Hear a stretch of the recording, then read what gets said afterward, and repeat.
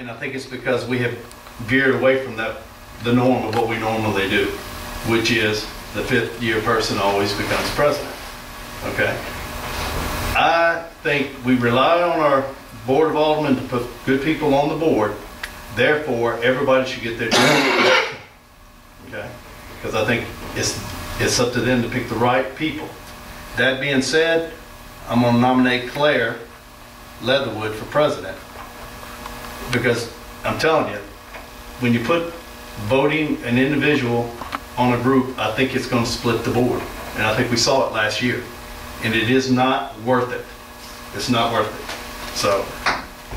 Okay, we have two nominations. Do we have a third nomination for president?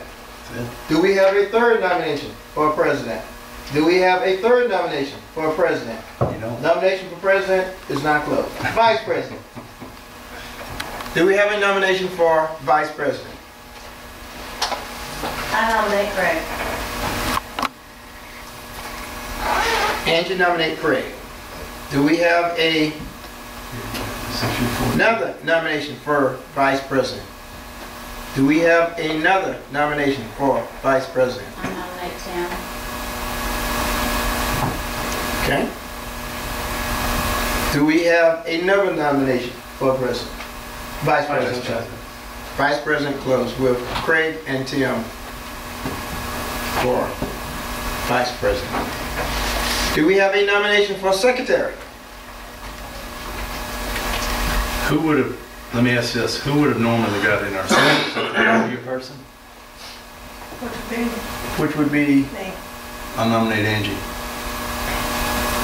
Is it appropriate to nominate person in two positions? Yeah. Yeah, but Okay, I just want to make sure that we... because the elections are going to be in the order of, and I might should have mentioned this earlier, that's the bug on this system, is that you nominate everybody right now, but you're not electing until later. Remember, you can elect president, and when that's finished, everybody is available to be, I mean, you can nominate everybody for every position. So yes, you can nominate somebody for more than one position. Okay, that's they right. just can't hold more than one That's position. it. That could get into next week. If someone gets president, then we won't have a candidate for vice president. Well, that's right.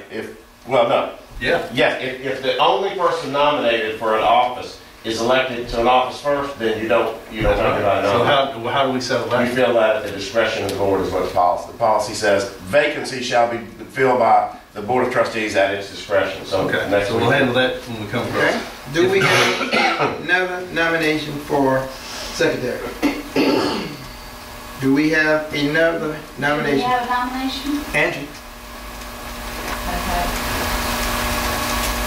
But no, wait a minute, that's not true.